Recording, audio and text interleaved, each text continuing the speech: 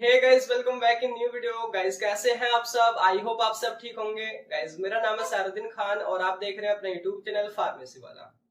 कोई भी सपना साकार करने के लिए सबसे जरूरी है सही कोच का होना। चुनिए फार्मेसी वाला को और करे अपने B pharm and D pharm का सपना साकार। Download the app now.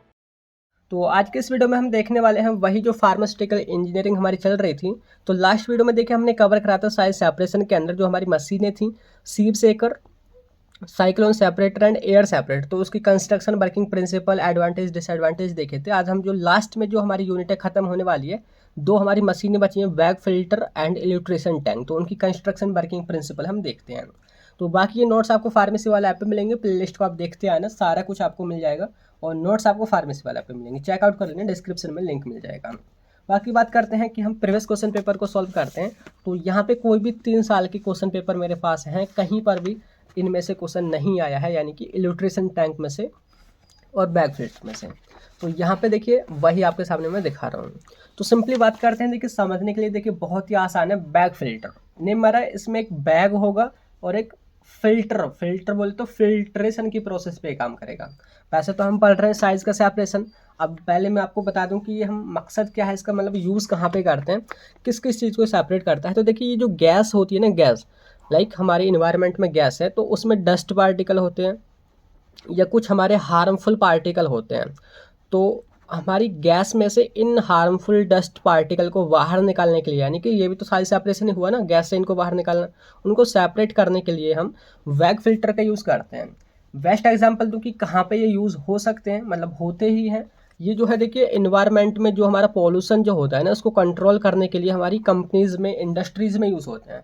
ये छत पे लगे होते हैं कि यहाँ से जो भी गैस निकलेगी वो बिल्कुल फिल्टरेट होने के बाद में निकलेगी। बाकी जो हमारे डस्ट, जो हार्मफुल मतलब मटेरियल है, वो ट्रैप कर लिए जाएंगे बैग फिल्टर के द्वारा। ठीक है, आपको समझ आ गया। बाकी देखिए पहले मैं आपको एक मतलब कि एक वर्किंग प्रिंसिपल पे एक वीडियो दिखाता हूँ शॉर्ट में। पहले आप उसको देख लीजिए, आपको फिर बैग फिल्टर बिल्कुल एकदम आसानी से समझ आ जाएगा। तो चलिए देख लीजिए।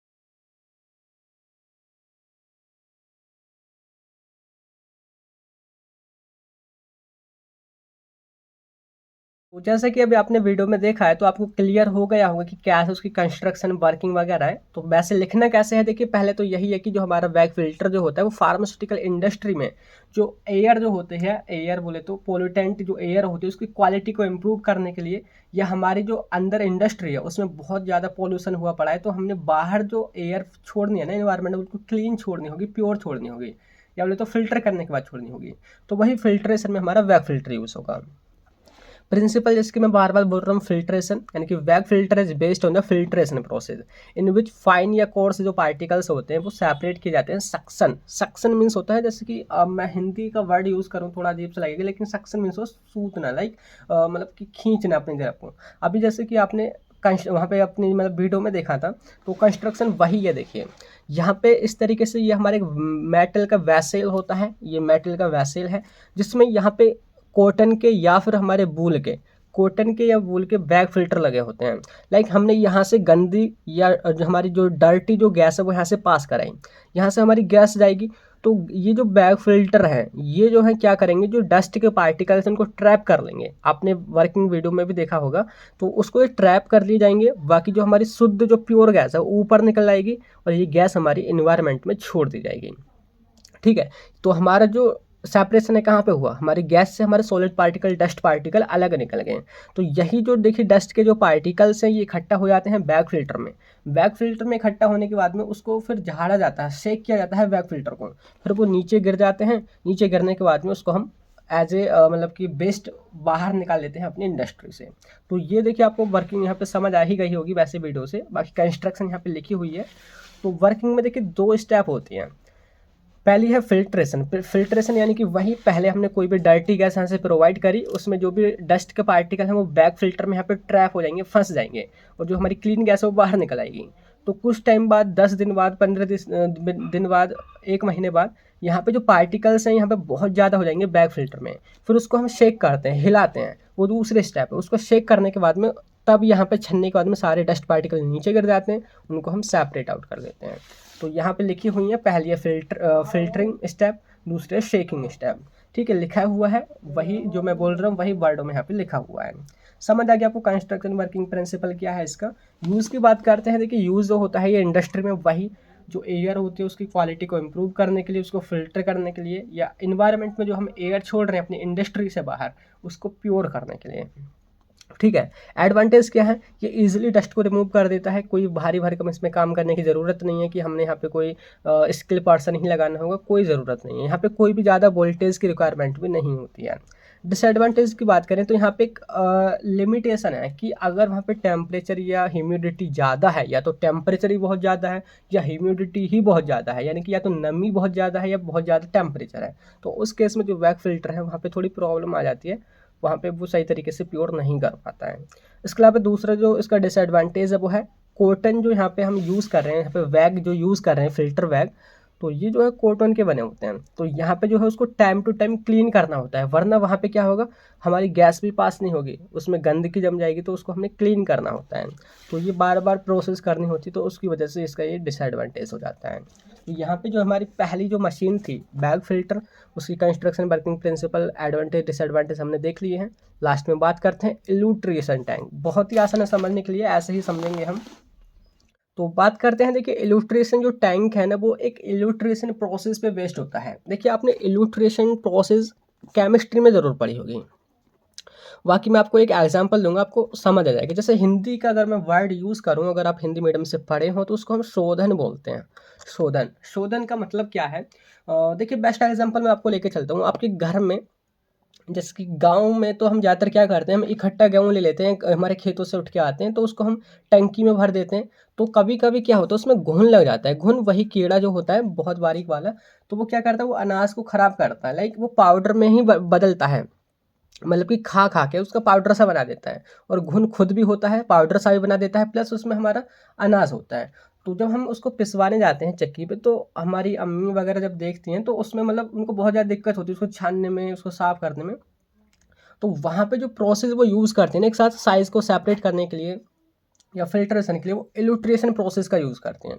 कैसे, उन्होंने क्या करा कि इतनी देर में उसको झाड़ूंगी फटकूंगी वगैरह, तो उन्होंने डायरेक्ट क्या करा, उन्होंने एक कट्टा गेहूँ वगैरह निकाला, उसको पानी में क्या एक मतलब कि सब थोड़ा थोड़ा करके परात सी ली, उन्होंने गेहूँ को वही किस में डाल दिया, परात में डाल दिया।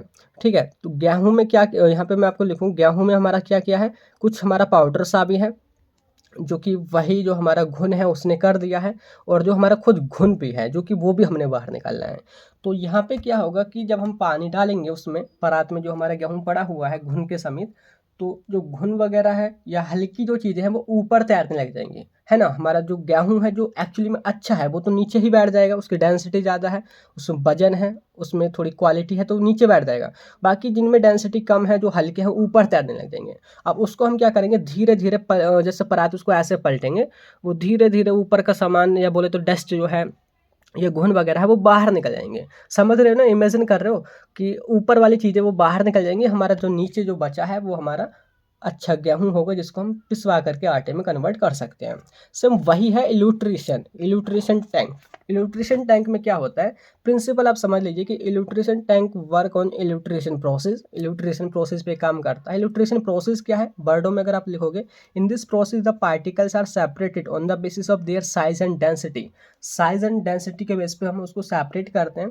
कि अगर देखिए यहाँ पे साइज़ अगर छोटा होगा तो वो ऊपर तैरने लग जाएंगे, अगर साइज़ बड़ा हुआ, उनकी डेंसिटी ज़्यादा हुई, तो वो नीचे बैठ जाएंगे। ठीक है, उसी को हम इल्यूट्रेशन बोलेंगे। तो यहाँ पे कंस्ट्रक्शन अगर मैं दिखाऊँ, देखिए इल्यूट्रेशन टैंक की, तो कुछ इस तरीके से होती है। तो यहाँ पे आप देखोगे इसकी कंस्ट्रक्शन में, ये जो है ना एक वेसल है, सिलेंडर टाइप एक हमारा वेसल है। आप इमेजिन करना, बाल्टी आप समझ लीजिए, एक परात आप समझ लीजिए, यहाँ पे हमने क्या करना है, जो भी हमारा जो मटेरियल होगा ना, पहले देखो उसका सस्पेंशन हमने बनाना होगा। सस्पेंशन टाइप में सॉल्यूशन सा हमने बनाना होगा। लाइक जैसे कि हम गेहूं को डायरेक्टली तो नहीं डाल देते हम परात में या बाल्टी में, उसमें हम पानी मिक्स करके डाल रहे थे, जिससे कि हल्के पार्टिकल ऊपर तैरने लग जाए, बाकी भारी वाले नीचे बैठते हैं। ठीक है, इसी तरीके से यहाँ से सपोज करिए हमने इनलेट यानी कि मटेरियल अपना डाला पानी में मिक्स करके, और हमारा सॉलिड मटेरियल जो भी था, तो यहाँ पे जैसे कि हम इसको डालेंगे तो जो हल्के पार्टिकल्स हैं वो ऊपर आ जाएंगे, जैसे कि मैंने दिखा रखे हैं। जो बड़े या भारी जिनकी डेंसिटी ज़्यादा है वो नीचे बैठने लग जाएंगे। ठीक है, यही इसकी वर्किंग है सिंपली। इसको हम अलग निकाल लेंगे, इसको हम अलग निकाल लेंगे, यही हमारा इल्यूट्रेशन कहलाएगा, और इसको हम इल्यूट्रेशन टैंक बोलते हैं। ये तो एक ही हो गया, ये ना मल्टीपल इल्यूट्रेशन टैंक भी होते हैं। लाइक जैसे कि हमारा एक यहाँ पे कनेक्टेड है, एक हमारा दूसरा इस तरीके से दूसरा यहाँ पे कनेक्ट हो गया, फिर यहाँ पे एक और कनेक्ट हो गया। ठीक है, इस तरीके से मतलब एक यहाँ से तीसरा निकल गया, यानी कि अलग अलग साइज़ के अलग अलग सेपरेट होते रहते हैं यहाँ पे अलग अलग, मतलब कि इसको हम मल्टीपल न्यूट्रिशन टैंक बोलते हैं। ये तो अभी हम एक ही देख रहे थे, यहाँ पे कई एक जैसे ऐसे जुड़ जाते हैं, तो बड़े साइज़ के यहाँ पे हो गए, उसके बाद फिल्टर हुआ, उसके और छोटे साइज़ के ऊपर रह गए, बड़े साइज़ के नीचे बैठ गए, फिर यहाँ पे फिल्टर हुआ और बड़े साइज़ के नीचे बैठ के और छोटे साइज़ के ऊपर रह गए। यानी कि ऐसे हम इजीली एकदम कंटिन्यूअस प्रोसेस होती है, हम एक बार बस डाला हमने मटेरियल, वो इजीली अपने आप सेपरेट होता रहेगा। तो आपको कंस्ट्रक्शन समझ आ गई, लिखा ही हुआ है, बाकी मैंने बेस्ट एग्जांपल दिया था, वही मतलब कि गेहूं वाला आपको समझ आ जाना चाहिए। वर्किंग वही है जैसे कि मैं अभी वर्ड में बोल रहा था, वही आपने लिख देना है कि हमने सिंपली कुछ नहीं है, पहले यहाँ से मटेरियल अपने पास कराना होगा, इसमें डालना होगा, और मटेरियल हमने मिक्स करके डालना होगा पानी में या किसी सॉल्वेंट में। उसके बाद में जो हल्के पार्टिकल्स ऊपर रह जाएंगे, बाहरी वो नीचे बढ़ जाएंगे, उसको हम सेपरेट कर लेंगे। यही तो हमारा न्यूट्रिशन। एप्लीकेशन की बात करते हैं तो ये जो टेक्निक जो होती है, it is useful for separation of insoluble solid. जो सॉलिड सॉल्युबल नहीं है, एक दूसरे में सॉल्युबल नहीं है, ये उनको इजली सेपरेट आउट कर देती है। ठीक है, एडवांटेज की बात करें तो कंटिन्यूअस प्रोसेस है, जैसे कि मैंने बोला था मल्टीपल हमारे इलेक्ट्रिशियन टैंक जुड़े होते हैं, तो ये कंटिन्यूस प्रोसेस, हम सब सिंपली यहाँ से मटेरियल प्रोवाइड करते रहेंगे, खुद ब खुद अपने आप छनता रहेगा, अपने आप सेपरेट होता रहेगा। दूसरा, दिस इज क्विक सेपरेशन, बहुत ही ईजिली हो जाता है, जल्दी आसान है, और कोई भी स्किल्ड पर्सन की ज़रूरत नहीं है। हमारे घर पे हमारी अम्मी, हम भी, कोई भी कर सकता है easily. It is not required skilled person. ठीक है, नेक्स्ट देखिए डिसएडवांटेज इसका ये है, it required dilution of suspension. Like जैसे कि हम बोल रहे थे कि हमने पहले गेहूं में पानी मिलाना होगा, तभी हम उसको मतलब कि छान सकते हैं, बोले तो शोधन न्यूट्रिशन प्रोसेस हम कर सकते हैं। लेकिन क्या हो कि कुछ मटेरियल ऐसे भी होते हैं जिनको हम मिक्स नहीं कर सकते पानी के साथ, या हमने सॉल्वेंट के साथ मिक्स करके उसका सस्पेंशन या बोले तो कुछ हमने उसका सॉल्यूशन बनाया, तो वो क्या होंगे, थोड़े अनडिज़ायरेबल हो जाएंगे, उनके लिए वो अच्छा नहीं होगा, वो बेकार भी हो सकते हैं। तो उसी वजह से हमारा यहाँ पे ये इसका डिसएडवांटेज है। Next, this can't separate particles which have similar sedimentation rate. कुछ हमारे पार्टिकल्स ऐसे भी होते हैं जिनका सेडिमेंटेशन रेट सेम होता है। सेडिमेंटेशन रेट आप समझिए, जैसे कि ये हमारा किसी बीकर में या बाल्टी में हमारा वही गेहूं वगैरह भरे हुए हैं, यहाँ पे हमारे पार्टिकल भरे हुए हैं, तो वो नीचे जब बैठते हैं ना, एक फोर्स की वजह से नीचे बैठ जाते हैं कुछ टाइम बाद, तो उसको हम सेडिमेंटेशन बोलते हैं। तो कुछ पार्टिकल जो होते हैं उनको कई, सपोज ये हमारा यहाँ पे गेहूं है, दूसरा हम यहाँ पे उसमें मिक्स है, लाइक हम क्या बोले, हम मक्का का दाना ले लें, ठीक है, मक्का भी है हमारा, गेहूं भी है, अगर दोनों का सेडिमेंटेशन रेट अगर वो एक ही रेट से नीचे बैठ रहे हैं, तो अब उनको हम मिक्स नहीं कर सकते, सॉरी सेपरेट नहीं कर सकते। मतलब समझ आ गया।